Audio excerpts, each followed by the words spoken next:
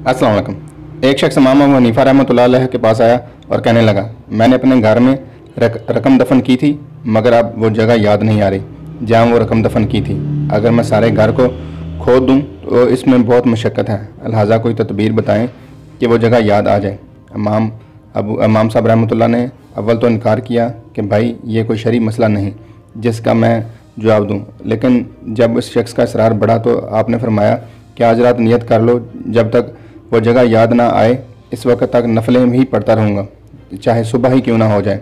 इमाम साहब ने फरमाया वो जगह याद आ जाएगी। चनाचा इसने इसी नीयत से नमाज शुरू की और दूसरी ही रकात में वो जगह याद आ गई और इसने नमाज मुकम्मल करके रकम निकाल ली और सुबह इमाम साहब को वाक़या सुनाया तो इमाम साहब ने फरमाया ये शैतान ने बुलाया था और फिर इसको कब गवारा था कि तुम रात भर नमाज ही पढ़ते, इसलिए इसने फ़ौरन तुम्हें याद दिला दिया, मगर तुमको चाहिए था कि याद आने के बाद भी बतौर शुक्रिया शैतान को जलील करने के लिए तमाम रात नमाज़ पढ़ते रहते।